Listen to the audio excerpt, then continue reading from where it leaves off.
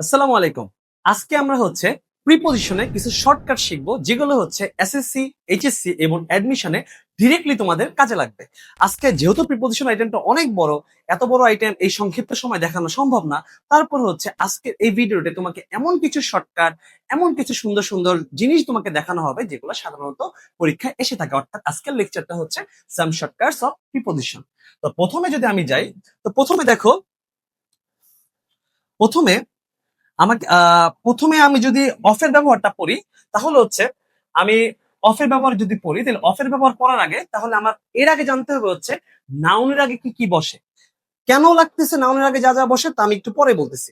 তো নাউনের আগে কি কি বসতে পারে? নাউনের আগে অ্যাডজেক্টিভ বসে, নাউনের আগে কোয়ান্টিফায়ার বসে। কোয়ান্টিফায়ার কোনগুলা? সাম, মেনি, ফিউ, এগুলা। নাউনের আগে পসেসিভ বসে, নাউনের আগে ডেমোস্ট্রেটিভ বসে। ডেমোস্ট্রেটিভ কোনগুলা?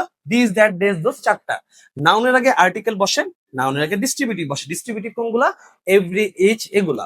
আর নাউনের আগে নাম্বার বসে। সাধারণত নাম্বার বলতে 1 2 3 বলছি। যেমন আমি যদি এখন লিখি যে she is an intelligent lady. দেখো, এই যে দেখো, এখানে নাউনের আগে লেডি হচ্ছে নাউন, নাউনের আগে যেমন ইন্টেলিজেন্ট শেষে এনটি যুক্ত সাফিক্স আছে, এই জন্য ও অ্যাডজেক্টিভ, আর এন হচ্ছে আর্টিকেল। তার মানে নাউনের আগে দুইটাও বসতে পারে। নাউনের আগে যেমন অ্যাডজেক্টিভ বসছে, নাউনের আগে কি আর্টিকেলও বসছে। অর্থাৎ এই কয়েকটা জিনিস নাউনের আগে বসে থাকে। এখন কথা অফের ব্যবহারের মধ্যে আমার নাউনের আগে বসার ব্যবহারগুলো কেন কাজে লাগবে। চলো তার ভিজনটা দেখি। সেটা আমরা অফের ব্যবহারে সবচেয়ে মোস্ট ইম্পর্টেন্ট যে নিয়মটা পড়বো সেটা the noun of noun. Very very important রুলসটা। সাথে সাথে এই যে আমার সাথে সাথে তোমরা এরকম পড়ে ফেলো যারা ভিডিওটা দেখতেছো। স্ট্রাকচারটা কি?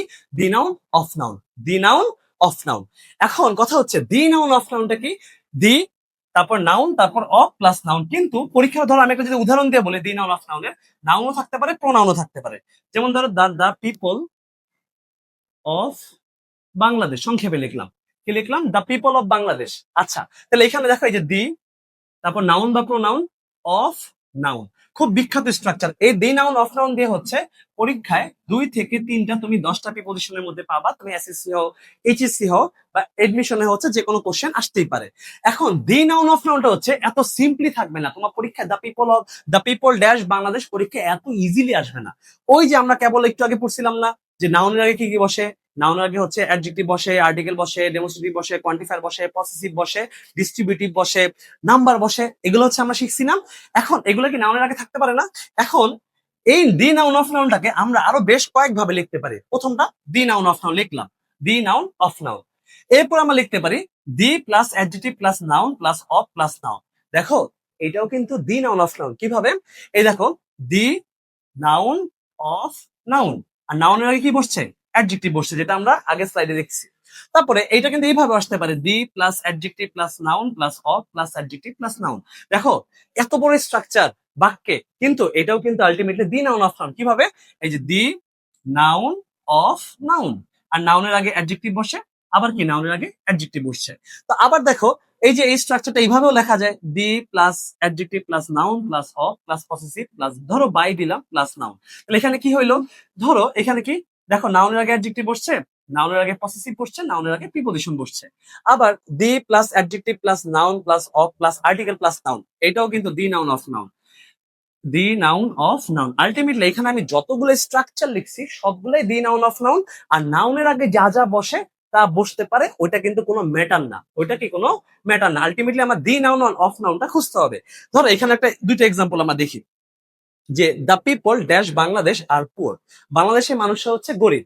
এখন তুমি ধরো পরীক্ষা এটা আসছে, পরীক্ষার প্যাসেজ যেহেতু আমাদের প্রিপজিশন প্যাসেজ আকারে থাকে, তাহলে দা, দি নাউন অথবা pronoun, the noun dash Bangladesh, the, তারপরে নাউন বা প্রোনাউন, তারপরে এখানে কি বসবে? Of Bangladesh, noun. তাহলে দি নাউন অফ নাউন পাইছি। অর্থাৎ ধরো এখানে অনেক কঠিন কিছু আছে, তারপর তুমি আলটিমেটলি খুঁজবা দি নাউন অফ নাউন আছে কিনা। আরেকটা জিনিস খেয়াল করো, এখানে প্রতিটা জায়গায় এই দেখো noun of, noun of, noun of, noun of, noun of, noun of, noun of, এদের মধ্যে কিন্তু কেউ ঢুকে নাই। অর্থাৎ নাউন অফ এর মাঝখানে কেউ ঢুকতে পারবে না, এই জিনিসটাও মাথায় রাখবা। অর্থাৎ পরীক্ষায় অফ এর মধ্যে সবচেয়ে গুরুত্বপূর্ণ structure the noun of noun. তুমি যদি কঠিন কঠিন ইংলিশও দেখো, তাও তুমি ওইখান থেকে দি নাউন অফ নাউনটা বের করার চেষ্টা করবা। আর অনেক সময় নাউনের আগে adjective, possessive, article, demonstrative, distributive এগুলো থাকতে পারে। যেমন আমি বললাম যে the people of Bangladesh are poor, এত সহজটা আসবে না। ধরো এই বাক্যটা খেয়াল করো, the worst situation dash any independent country can break the spirit dash its citizen. মানে কোন একটা দেশের, কোন একটা স্বাধীন দেশের সবচেয়ে খারাপ সিচুয়েশনটা, ওয়ার্স্ট মানে খারাপ, ওইটা কি করতে পারে, ওই দেশের নাগরিকের মনোবল, স্পিরিট মানে হচ্ছে মনোবলটা কি ভেঙে দিতে পারে। এখন তুমি হয়তো ভাবছো যে the worst situation dash an independent country can break the spirit of its citizen. তোর পরীক্ষায় একটা প্যাসেজের মধ্যে এই লাইনটা আছে। এখন এখানে তুমি কি প্রিপজিশন দিবা? এখন দেখো খেয়াল করো, এই যে দি পাইলাম, ওর্স হচ্ছে অ্যাডজেক্টিভ, সিচুয়েশনের শেষে টিআইওএন আছে, টিআইওএন নাউনের সাফিক্স, তাই সিচুয়েশন হচ্ছে নাউন, তাহলে দি নাউন। আর এখানে কি অফ, এনি হচ্ছে একটা ডিটারমিনার বা ডিস্ট্রিবিউটিভ, এনি হচ্ছে একটা ডিটারমিনার, ইন্ডিপেন্ডেন্ট কি অ্যাডজেক্টিভ, আর কান্ট্রি হচ্ছে নাউন। তার মানে দেখতে পাইছো এখানে কি আমরা দি নাউন অপশনটা খুঁজে পেয়েছি, অর্থাৎ এই যে দি নাউন অফ নাউন। আর এখানে কি নাউনের আগে অ্যাডজেক্টিভ বসছে, এখানে নাউনের আগে হচ্ছে একটা অ্যাডজেক্টিভ বসছে, এখানে নাউনের আগে একটা ডিটারমিনার বসছে। কিন্তু আলটিমেটলি মানে স্ট্রাকচারটা অনেক বড় হইলেও এখানে কি আছে, দি নাউন অফ নাউনটা আছে, তার মানে এখানে অফ হবে। এরপর দেখো can break the spirit dash its citizen, এই যে দি স্পিরিট নাউন, তা দি নাউন অফ, আর এই যে সিটিজেন হচ্ছে নাউন, আর নাউনের আগে কি আছে ইটস, তোমার কি আছে পসেসিভ আছে। অর্থাৎ আমার ধরো এখন পরীক্ষায় দি চিং চাং চুং নাউন ড্যাশ চিং চাং নাউন আছে, তুমি কিছুই বুঝো নাই, কিন্তু আলটিমেটলি এখানে তুমি ধরতে পারছো দি নাউন অফ নাউনের স্ট্রাকচার আছে। অর্থাৎ তুমি যদি বাংলা অর্থ না করতে পারো, তারপরে তুমি হচ্ছে জাস্ট খুঁজবা যে দি নাউন অফ নাউন আছে কিনা। আমি তোমাকে লিখিত গ্যারান্টি দিয়ে বলতে পারতেছি যে তোমার অবশ্যই এইচএসসি তে বা এসএসসি তে 10টার মধ্যে হচ্ছে 2টা তুমি দি নাউন অফ নাউন স্ট্রাকচার পাবা। কিন্তু ওই যে বললাম এত ইজিলি দ্য পিপল অফ বাংলাদেশের মতো থাকবে না, একটু বড় থাকবে, নাউনের আগে অ্যাডজেক্টিভ, পসেসিভ একসাথে থাকতে পারে। আলটিমেটলি তোমার দি নাউন অফ নাউনটা যদি তুমি খুঁজে পাও, তাহলে তুমি ডেফিনেটলি 2-3 মার্কস পাবা। এরপরে যদি আমি আমার নেক্সট স্ট্রাকচারটা দেখি, সেটা হচ্ছে টু এর ব্যবহার। এই টু এর ব্যবহারটা কেন আলাদা করে এখানে দিলাম, কারণ টু থেকে হচ্ছে প্রচুর কোশ্চেন আসে, টু আর ফর থেকে হচ্ছে সাধারণত অনেক কোশ্চেন আসে। তো একটা বাক্যে টু আসলে কোথায় কোথায় বসে, কোনো কিছু দিকে, প্রতি, কাছে, উদ্দেশ্য, নির্দেশ বা কোন স্থানে গমন বোঝালে কি বসে, দি। কি কি বললাম, কোনো কিছু দিকে। যেমন হচ্ছে ধরো আমি বললাম যে সুন্দর তার বাসাটা আমার বাসার বিপরীত দিকে। এখানে একটা কথা বলে রাখি, আমরা অনেক সময় বাংলা ভুল বলি দেখে হচ্ছে ইংলিশে ভুল বলি। ধরো এই তার বাসা কোথায়, এই তার বাসা তো আমার বাসার বিপরীতে, এই যে ভুল করি। দেখো বিপরীত প্লাস এ, মাথায় রাখবা এ থাকলে হচ্ছে ইন হয়।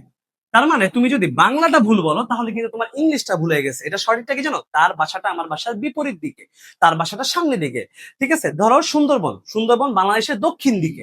এই যে দিকে বলতেছি, তার মানে এই যে দক্ষিণ দিকে বলছি, তার মানে ওইখানে কি বসবে, টু। অর্থাৎ কোনো কিছু দিকে বুঝালে হচ্ছে টু বসে। দিকে প্রতি, প্রতি বলতে কি বুঝাইছি, যেমন হচ্ছে আমাদের আমাদের বাবা মার প্রতি আমাদের কেয়ারফুল হওয়া উচিত, তার মানে কি কেয়ারফুল হওয়া উচিত।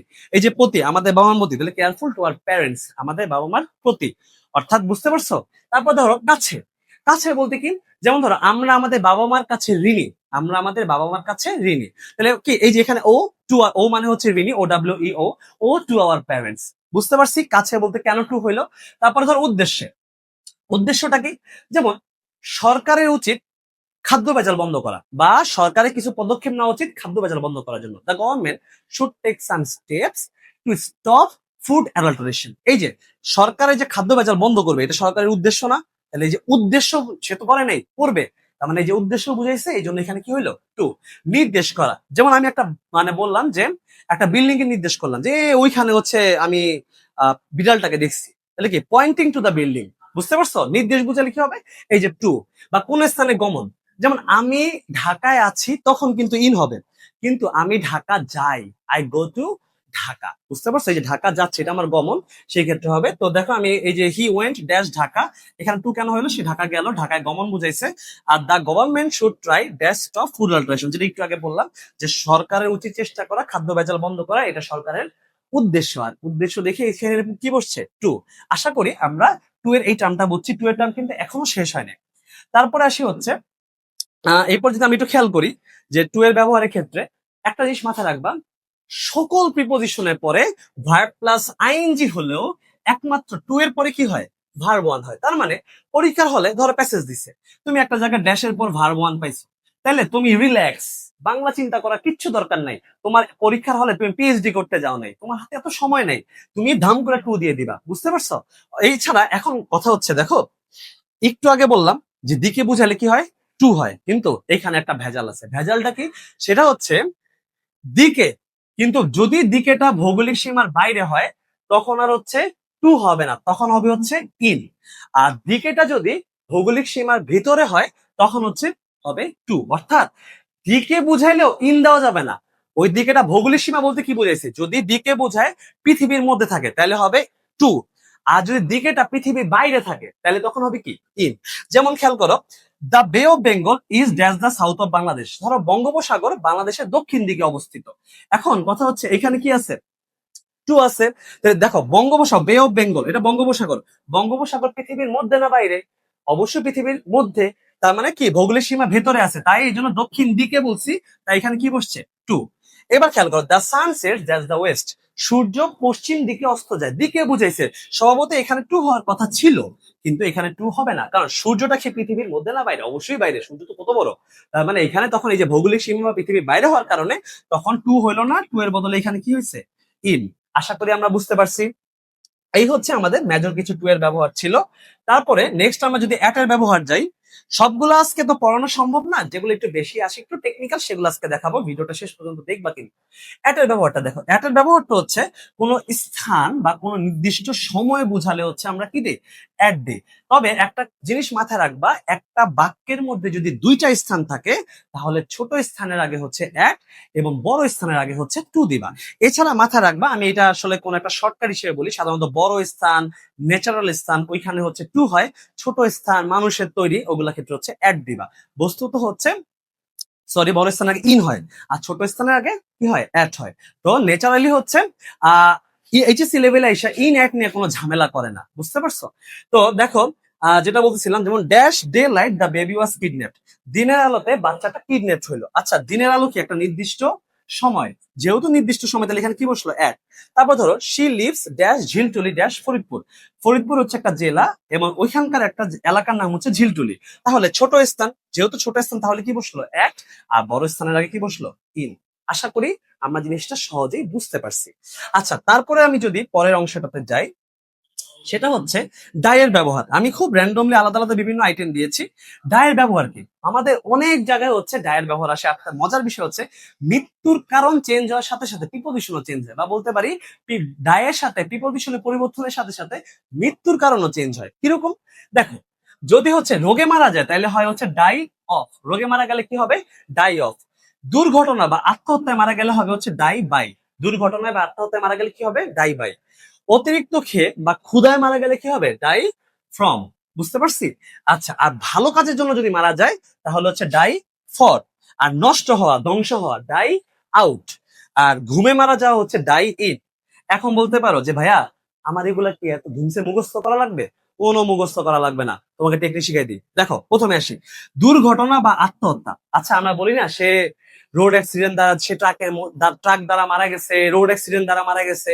আমি কিন্তু নর্মালি দ্বারা দিয়ে করতে কি বলতেছি, আর আমরা যদি দ্বারা দিয়ে কর্তৃক বললে কি হয়, বাই হয়। সো এখানে কি হবে, দুর্ঘটনা বা আত্মহত্যা ডাই বাই। মানে দুর্ঘটনা যখন বলি তখন কি বলি, এমনি মরে গেছে, এর দ্বারা মারা গেছে, এর দ্বারা মারা গিয়েছে। তার মানে আমরা ন্যাচারালি দ্বারা বলতেছি, তাহলে দ্বারা দিয়ে কর্তৃক মানে কি, মাই বাই। তারপর দেখো, ভালো কাজের জন্য মারা গেলে কি, ডাই ফর। আমরা দেখো বলি সে দেশের জন্য মারা গেছে, এই কাজের জন্য মারা গেছে। যখন আমরা এই ভালো কাজগুলো বলি তখন আমরা জন্য ব্যবহার করি, আর জন্য মানে কিন্তু ফর। জন্য মানেই ফর, তার মানে এটা তোমার মাথায় রাখতে হচ্ছে না। তারপর দেখো, নষ্ট বা ধ্বংস হওয়া হচ্ছে ডাই আউট। এখন একটা জিনিস খেয়াল করো, নষ্ট বা ধ্বংস হওয়া মানে কি, ও বাদ, ও বাতিল, ও আউট। ক্রিকেটে একটা প্লেয়ার আউট হয়ে গেছে মানে ও বাদ হয়ে গেছে, ও ধ্বংস হয়ে গেছে। বুঝতে পারছো? তার মানে তোমার এটাও মুখস্থ করা কিছু নাই, নষ্ট বা ধ্বংস মানে ডাই আউট। আর ঘুমে মারা যাওয়া, যেটা সাধারণত সাইকোলজিক্যাল বা হচ্ছে মেডিকেল টার্মে বলা হয় সবচেয়ে শান্তির মৃত্যু হচ্ছে ঘুমের মৃত্যু। তো এখন দেখো, একটা মানুষ মারা গেলে আমরা কি বলি, রিপ, আরআইপি, রেস্ট ইন পিস, যে সে যেন শান্তিতে থাকে। তার মানে ওইভাবে আমরা মাথায় রাখবো, rest in peace, die in peace. মানে ঘুমের মৃত্যু যেহেতু শান্তির মৃত্যু, আর শান্তির ক্ষেত্রে যেহেতু রেস্ট ইন পিস বলি, তাহলে কি ডাই ইন হবে। তাহলে আলটিমেটলি তোমার জাস্ট দুইটা জিনিস মুখস্থ করতে হচ্ছে, একটা হচ্ছে রোগে মারা গেলে ডাই অফ, আর একটা হচ্ছে অতিরিক্ত খেয়ে বা ক্ষুধায় মারা গেলে হচ্ছে ডাই ফ্রম। তোমার কাজ হচ্ছে এই ভিডিওটা এখন পজ দিবা, ফ্যানের দিক তাকাবা, তারপরে হচ্ছে এই জিনিসটা স্ক্রিন না দেখে হচ্ছে রিপিট করার চেষ্টা করবা। নেক্সট দেখো এখানে কি আছে, দেখো এখানে হচ্ছে অ্যাজ, অ্যাজ কিন্তু হচ্ছে কনজাংশন, আবার অ্যাজ হচ্ছে প্রিপজিশন। তো মাথায় রাখবা অ্যাজ যখন কনজাংশন তখন তার অর্থ কি, যেহেতু, বুঝতে পারছো? আবার অ্যাজ যখন প্রিপজিশন তখন তার অর্থ বিবেচিত হিসেবে বা পরিচিত বোঝায়। যেমন আমি যদি বলি যে mister mister Rahman works dash a teacher in a local school, ধরো এটা আমি লিখলাম, খেয়াল করো, in a local school mister Rahman একটা স্থানীয় একটা স্কুলের টিচার হিসেবে কাজ জব করে, কাজ করে, বা হচ্ছে অ্যাজ এ যে কোনো কিছু লিখতে পারে। এখন দেখো হিসেবে বুঝাচ্ছে না, কাজ করে টিচার হিসেবে, হিসেবে বুঝালে কি হয়, অ্যাজ হয়, তার মানে এখানে কি হবে, অ্যাজ। এই জিনিসগুলো কিন্তু ইম্পর্টেন্ট, পরীক্ষায় আসে। তারপর আমি যদি বলি নেক্সট কি আছে দেখো, নেক্সট আমরা হচ্ছে আরো কিছু হচ্ছে টার্ম পড়বো, গ্রুপ ভার্ব বলতে পারি আমরা এই টার্ম গুলাকে। সেগুলো হচ্ছে দেখো একই শব্দ কিন্তু বিপরীত মিনিং। যদি হচ্ছে হাসিতে ফেটে পড়ে মানে হো হো হা হা করতেছে তাহলে বাস্ট আউট, মাথা রাখবা। আর কান্নায় ভেঙে পড়ে হচ্ছে বাস্ট ইনটু, তার মানে কি, উল্টাটা, হাসিতে ফেটে পড়া মানে আউট, আর কান্নায় ভেঙে পড়া মানে বাস্ট ইনটু, অনেক কান্দে, বাস্ট ড্যাশ টিয়ার্স, চোখের পানি পড়তেছে, তাহলে কি হবে, বাস্ট ইনটু টিয়ার্স। এরপর আসি, দুয়ের মধ্যে বোঝালে হচ্ছে বিটুইন, আর দুয়ের অধিক বোঝালে হচ্ছে অ্যামাং। মধ্যে বোঝালে, যদি মধ্যেটা দুয়ের মধ্যে হয় তাহলে বিটুইন বসবে, আর দুয়ের অধিক বোঝালে অ্যামাং বসবে। আমি যদি নর্মালি হচ্ছে এক্সাম্পল দিই, ধরো আমি দিলাম there is a clash dash two people. আরেকটা দিলাম হচ্ছে there is a clash dash many people. এখানে দেখো দুইজন মানুষের মধ্যে ক্ল্যাশ হয়েছে বা ঝগড়া হয়েছে বা ঝামেলা হয়েছে বা সংঘাত হয়েছে, যেহেতু এখানে টুটা উল্লেখ করা আছে তার মানে এখানে কি হবে, বিটুইন। কি হবে, বিটুইন, যে দুইজন মানুষের মধ্যে ঝামেলা হয়েছে। আবার এখানে দেখো there is a clash dash many people, অনেক মানুষের মধ্যে সংঘাত হয়েছে, দেখো দুইয়ের অধিক মেনি বলা আছে, তার মানে এখানে কি হবে, এমন। বুঝতে পেরেছি? তো এই জিনিসটা খুব ইম্পর্টেন্ট। তারপরে আমি যদি বলি যে ডিফারেন্ট, এখন এখানে একটা কথা আছে, ডিফারেন্টের পর ফ্রম বসে কিন্তু ইনডিফারেন্টের পর টু বসে। অবশ্যই বিষয়টার মধ্যে ঝামেলা আছে। তোমাদের প্রিপোজিশনে একটা রুলস বলে দিই, সেটা হচ্ছে একটা শব্দের সাথে সাফিক্স বা প্রিফিক্সের পরিবর্তন করলেও প্রিপোজিশনে কোনো পরিবর্তন হয় না। যেমন ওর্থ, ওর্থের পর কি বসে, অফ। আবার ওর্দি, দেখো এই যে নাউনকে অ্যাডজেক্টিভ করলা ওর্দি, তারপর কি বসবে, অফ। অ্যাওয়ার অর্থ সচেতন, এখানে তুমি এর আগে শব্দটা কি করলা, ওর তার ওর মধ্যে কি করলা, সাফিক্স যুক্ত করলা। এবার আসি অ্যাওয়ার মানে সচেতন, অ্যাওয়ারের পরে কি বসবে, অফ। এটার সাথে যদি আমি প্রিফিক্স যুক্ত করে দিই আনঅ্যাওয়ার, অসচেতন, তারপরও কি বসবে, অফ। কিন্তু কথা হচ্ছে তুমি বলতে পারো যে তাহলে ভাইয়া ডিফারেন্টের পর তো ফ্রম বসাইলাম, এটা মুখস্থ আমি দিলাম, তাহলে ইনডিফারেন্টের পরও তো ফ্রম হওয়া উচিত ছিল, তাই না? আর ডিফারেন্ট ফ্রম মানে কি, ভিন্ন। ডিফারেন্ট ফ্রম মানে কি, ভিন্ন। এখন কথা হচ্ছে ইনডিফারেন্টের পর কেন ফ্রম হইলো না, কেন টু হইলো? তার মেইন রিজনটা হচ্ছে দেখো এইখানে তুমি হয়তো ভাবতেছো যে ডিফারেন্টের সাথে আই এন যুক্ত করে দিছে, কিন্তু তুমি যদি এটা ভেবে থাকো তাহলে তুমি আসলে ভুল চিন্তা করতেছো। মেইন কথাটা হচ্ছে ডিফারেন্ট অর্থ ভিন্ন, কিন্তু ইনডিফারেন্ট অর্থ হচ্ছে উদাসীন। এটা একটা আলাদা শব্দ। ডিফারেন্টের সাথে কোনো প্রিফিক্স যুক্ত করে ইনডিফারেন্ট করা হয় নাই, সম্পূর্ণ আলাদা শব্দ। ডিফারেন্ট মানে ভিন্ন, আর ইনডিফারেন্ট মানে উদাসীন। আলাদা আলাদা শব্দের সাথে আলাদা আলাদা প্রিপোজিশন বসছে, এই জন্য ডিফারেন্টের পর ফ্রম হইলো, ইনডিফারেন্টের পর ফ্রম হয় না, কি হয়েছে, টু হয়েছে। আশা করি বুঝতে পেরেছি। এছাড়া ভিতরে প্রবেশ করা বুঝালে কি হবে, ইনটু। আর নর্মালি যেমন আলমারি খুলে ভিতরে দেখলো আছে কিনা, ওইটা হচ্ছে ইনসাইড হবে, আর বাইরে বুঝালে হচ্ছে আউটসাইড হবে। আশা করি এই বিষয়টাও ক্লিয়ার। তারপরে আসি, তারপর দেখো আমরা এখন আহ 1 মিনিটের মধ্যে হচ্ছে অনেকগুলা প্রিপোজিশন কমপ্লিট করব। ধরো এটা হচ্ছে একটা সার্কেল, এটা একটা কি, সার্কেল, ঠিক আছে। এই সার্কেলটার সাথে, এই সার্কেলটার উপরে আমি একটা রেখা নিলাম এবং এটা হচ্ছে টাচ করে আছে। কোনো কিছুর উপরে যদি টাচ করে থাকে তাহলে প্রিপোজিশন বসবে অন। কি বসবে, অন, ঠিক আছে। তো the pen is on the table, বুঝতে পারছি। আচ্ছা, এবার রেখাটাকে আমি হচ্ছে স্ট্রেট লাইনটাকে সার্কেলের চেয়ে কিছুটা উপরে নিলাম, অর্থাৎ এটা আর টাচেবল না, এটা কি আছে, আনটাচেবল আছে। যদি আনটাচেবল থাকে তাহলে অ্যাবাভ বা ওভার হবে। যদি সামান্য উপরে হয় তাহলে ওভার হবে, আর অনেক উপরে হলে অ্যাবাভ হবে। যেমন the fan is over my head, আমার সাথে তো ফ্যানটা টাচ লেগে নাই, মাথার সাথে উপরে আছে। ওকে, বুঝতে পারছি। এবার যদি হচ্ছে আমি স্ট্রেট লাইনটাকে, রেখাটাকে হচ্ছে আমি সার্কেলের নিচে নিই, নিচে হলে হচ্ছে আন্ডার হয়, বুঝতে পারছি। আচ্ছা, আমি রেখাটাকে ব্যাখ্যা করতে করতে করতে সার্কেলে পুরা চারপাশে দিলাম। যদি চারপাশে, একটা দিকে চারোদিকে বা চারপাশে বুঝালে প্রিপজিশন কি হয়? অ্যারাউন্ড হয়। এবার আমি রেখাটাকে হচ্ছে সার্কেলের ভিতর দিকে নিয়ে গেলাম, কোনো কিছু ভিতর দিয়ে অতিক্রম করলাম, কি করলাম? মাঝে দিয়ে নিয়ে গেলাম, বা কি করলাম? ভিতরে অতিক্রম করলাম। তো কোনো কিছু ভিতরে অতিক্রম করা বোঝালে বা মাঝে বুঝালে চারটা প্রিপজিশন ব্যবহার হয়। কয়টা? চারটা। থ্রো, যদিও থ্রো অর্থ মাধ্যমে, মাধ্যমে বোঝালে কিন্তু থ্রো হয়। থ্রো, ইনটু, অ্যাক্রস আর অ্যালো। ওকে। আচ্ছা, এবার আমি হচ্ছে রেখাটাকে হচ্ছে সার্কেলের পাশে রাখলাম। যদি পাশে বুঝায় বিভক্তিগত দিক থেকে তাহলে কি বসবে? বিসাইড বা বাই। সে পাশে আছে, বিসাইড বা বাই। যদি উপরের দিকে নেই তাহলে হচ্ছে আপ বসবে, নিচের দিকে দিলে ডাউন বসবে। এখন তোমাদের একটা কনফিউশন হতে পারে যে ভাই এক মিনিট, আপনি বললেন উপরে অন হয়, নিচে আন্ডার হয়, আবার আপনি বলতেছেন যে উপরে আপ হয়, নিচে ডাউন হয়। তাহলে নিচে দিলে আমি আন্ডার দিব নাকি ডাউন দিব, এটা মাথায় রাখবো। কোনো কিছু নিচে আছে, যেমন ধরো তুমি খাটের নিচে কোনো একটা বক্স খুঁজতেছো, তার মানে তুমি আন্ডার দ্য বেড। আর নিচের দিকে যাচ্ছ, তাহলে হচ্ছে ডাউন। যেমন ক্রিকেট খেলার মধ্যে ছক্কা মারছে, কমেন্ট্রি ধারাভাষ্যকার বলতেছে ডাউন দ্য গ্রাউন্ড, বলটা ডাউন দ্য গ্রাউন্ড পড়তেছে, মানে নিচের দিকে পড়তেছে, তখন ডাউন। আর যেটা নিচে আসছে সেটা আন্ডার। বুঝতে পারছি? যেমন বলে না যে কেউ দাঁড়ায় আছে, সিট ডাউন, উপর থেকে নিচে বসো। বুঝতে পারছি? এবার সেমটা অন, যেটা উপরে আছে, হাতের উপরে কলমটা আছে, হ্যাঁ, এইটা হচ্ছে অন, কিন্তু উপরের দিকে যাচ্ছে, এটা হচ্ছে আপ। যেমন একটা ছেলে বসে আছে, বললাম এই স্ট্যান্ড আপ, তাহলে কি দাঁড়াও, উপরের দিকে উঠো, ওই সময় কি হবে? আপ বসবে। তার মানে অন আর আপ, আন্ডার আর ডাউনের মধ্যে আশা করি হচ্ছে আমরা ভুল করব না। এরপর আসি হচ্ছে, ধরো তুমি যে সায়েন্স স্টুডেন্ট মজা করে বলতেছে, এটা মনে করো আদি বেগ, এটা হচ্ছে শেষ বেগ, বা এটা হচ্ছে স্টার্টিং পয়েন্ট, এটা হচ্ছে এন্ডিং পয়েন্ট। এখন এটা স্ট্রেট লাইন, এখন এটা কি হবে? এখন ধরো আমি বললাম যে এই রাস্তাটা ঢাকা থেকে মাওয়া পর্যন্ত, কি বলছি? এই রাস্তাটা ঢাকা থেকে মাওয়া পর্যন্ত। তাহলে শুরুটা হয়েছে কই থেকে? ঢাকা থেকে। আবার শেষটা হয়েছে কই? মাওয়াতে। তাহলে দেখো, এটা ইংলিশ করতে গেলে কি দিবা? The road is from Dhaka to Mawa. তার মানে যদি কোনো একটা নির্দিষ্ট স্থান থেকে শুরু হয় তাহলে কি বসবে?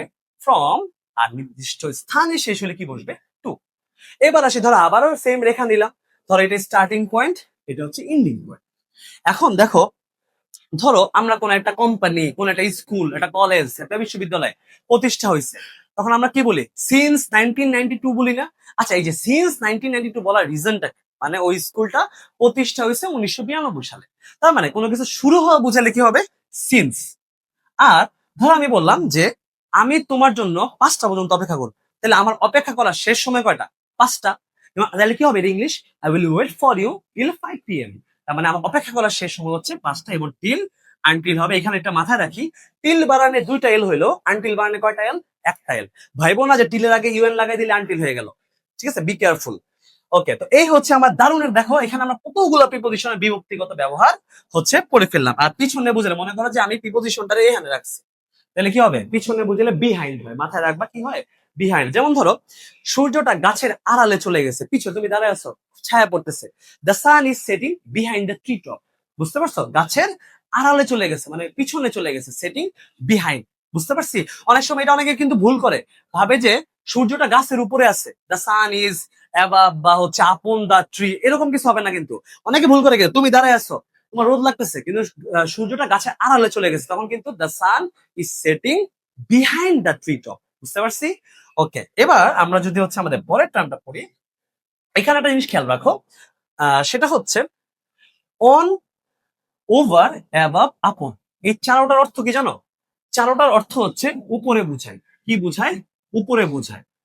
এখন কথা হচ্ছে, তুমি প্রশ্ন করতে পারো যে ভাইয়া আমি হচ্ছে কোথায় অন দিব, কোথায় ওভার দিব, কোথায় অ্যাবাভ দিব, কোথায় আপন দিব, এটা নিয়ে সুন্দর একটা ভিডিও আমাদের কুইক টেস্টের পেজেই আছে, এবং এই ভিডিওটার কমেন্ট সেকশনে ওই ভিডিও লিংক দেওয়া আছে। তুমি টেস্ট করে একটু পজ করবা, দেন ওই ভিডিওটা দেখে আসবা। আমরা আমাদের ক্লাসে কিন্তু শেষ মুহূর্তে এসে বলেছি। শেষ মুহূর্তে হচ্ছে আমি প্রিপোজিশনের দুই একটা কথা বলতে চাই। প্রিপোজিশন পারার বিগেস্ট পার্ট কি জানো? প্রিপোজিশন পারার বিগেস্ট পার্ট হচ্ছে এই জিনিসটা খেয়াল করো, তুমি যে ক্লাসেরই হও এই জিনিসটা খেয়াল করো। মজার একটা বিষয়, বাংলায় যে শব্দের পরে প্রিপোজিশনটা বসে, ইংরেজিতে ওই শব্দের আগে প্রিপোজিশনটা বসে। দেখো প্রিপোজিশন মানে কি বলতো? প্রি মানে হচ্ছে পূর্বে, আর পজিশন মানে কি অবস্থান, তাই না?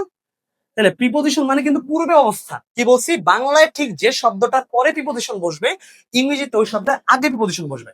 যেমন ধরো সে ঢাকায় বাস করে, লাইনটা খেয়াল করি। এখানে মূল শব্দ কিন্তু ঢাকা, আর প্রিপোজিশন কোনটা? এই যে অন্তস্তীয়। অন্তস্তীয়, এখন অন্তস্তীয় হইলে কিন্তু প্রিপোজিশন কি বসে? ইন বসে। হ্যাঁ, মাথায় রাখবা স্থান, কাল, পাত্র, আহ অন্তস্তীয়, এতে, এই ধরনের অর্থগুলোর ক্ষেত্রে কি বসে? ইন প্রিপোজিশন বসে। এখন দেখো তুমি ঢাকার পরে কি প্রিপোজিশন দিচ্ছ? অন্তস্তীয়, তার মানে ইংরেজি ট্রান্সলেশনে ওই ঢাকার আগে ইন বসবে। যেমন হি লিভস ইন ঢাকা। বুঝতে পারছি? দেখো এটা ঢাকার আগে কি বসছে? ইন বসছে, এই জন্য এটাকে প্রিপোজিশন বলা হয়, অর্থাৎ পূর্বে অবস্থা। তো আমরা হচ্ছে আমাদের আজকের ক্লাসে অনেক শর্টকাট টেকনিক দিলাম, যেগুলো হচ্ছে তোমাদের কাজে লাগবে। তো তোমরা হচ্ছে আশা করি হলো এই জিনিসগুলো একটু পড়বা। অর্থাৎ যদি আমি মজার ছলে বলি, বি নাউন অফ নন যেটা আজকে ক্লাসে প্রথমে পড়াইছি, এখান থেকে 2-3টা শিওর। এই যে অ্যাবাব যেটা আমি কমেন্ট সেকশনে আছে, এখান থেকে অ্যাডমিশনে অনেক ভেরি ভেরি ইম্পর্টেন্ট। টু এর যে ব্যবহারটা দিলাম, 10টার মধ্যে 3-4টা টু থাকেই। বুঝতে পারছো? অর্থাৎ আর তারপরে বিভক্তির একটা 20-25টা একটা একটা সার্কেলের মাধ্যমে 20-25টা বিভক্তি শেষ করলাম। আশা করা যায় তুমি যদি এই ভিডিওটাও দেখো, তাহলে 10টার মধ্যে ইনশাল্লাহ 3-4টা বা 5টা কালেক্ট করতে পারবা, এবং অবশ্যই তোমার এটা কোনো ভুল হবে না। তো আজকে হচ্ছে আমাদের প্রিপোজিশন এই পর্যন্তই। আমরা ইনশাল্লাহ নেক্সট দিন হচ্ছে অন্য কিছু নিয়ে তোমাদের সামনে হাজির হব। ততদিন বা ততক্ষণ হচ্ছে কুইক টেস্টের সাথেই থাকো। আসসালামু আলাইকুম।